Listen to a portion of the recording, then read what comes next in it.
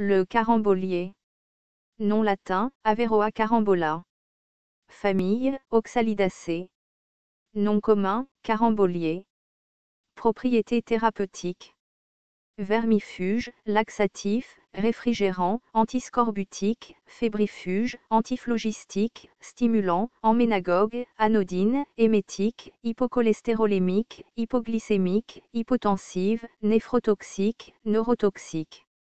La graine est considérée comme narcotique, anodine, émétique et emménagogue. Parties utilisées.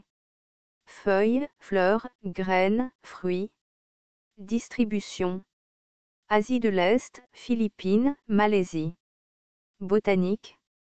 Le carambolier est un petit arbre atteignant une hauteur de 6 mètres. Les feuilles sont pennées et mesurent environ 15 cm de long. Les folioles sont lisses, généralement en 5 paires, ovales à ovales lancéolées, les supérieures d'environ 5 cm de long et les inférieures plus petites. Les panicules sont petites, axillaires et en forme de cloche, de 5 à 6 mm de long. Le calice est pourpre rougeâtre. Les pétales sont violets à violet vif, souvent bordés de blanc. Le fruit est charnu, vert à jaune verdâtre, d'environ 6 cm de long, avec 5 lobes longitudinaux, pointus et anguleux.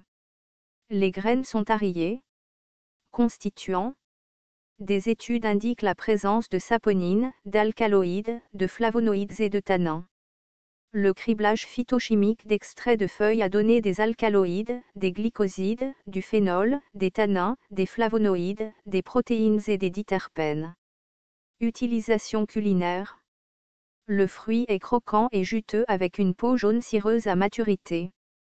Il a un parfum de coin, les fruits se marient très bien dans les salades de fruits, en jus ou mélangés à d'autres fruits. Les fleurs ont une saveur acide, elles s'ajoutent aux salades, elles peuvent également être transformées en conserve. Les feuilles peuvent être mangées crues ou cuites, elles sont utilisées comme substitut à l'oseille. Les fruits sont une source de fer et de vitamines B et C, d'oxalate et de potassium. Médecine rurale. Le fruit peut être un laxatif en raison de l'acide oxalique, il est également utilisé en médecine traditionnelle pour les troubles cutanés et les fièvres. Il est apprécié comme un remède contre l'hypertension artérielle, il est également censé réduire le taux de sucre dans le sang et est donc utile aux diabétiques. Il est utilisé également comme un baume pour les yeux pour les affections ophtalmiques. Les fleurs sont utilisées pour soulager la toux, pour les affections cutanées. Les fleurs sont également utilisées comme vermifuge. Les feuilles sont utilisées pour traiter les rhumatismes. Une décoction de feuilles est utilisée pour la stomatite afteuse et l'angine de poitrine. Un cataplasme de feuilles écrasées est utilisé en externe pour les maux de tête, la varicelle et la teigne. La graine est emménagogue, galactagogue et abortive. La graine en poudre est bonne pour traiter l'asthme, les coliques et l'ictère. Autres. Le jus de fruits est utilisé pour éliminer les taches, par exemple la rouille du fer sur les toiles de lin.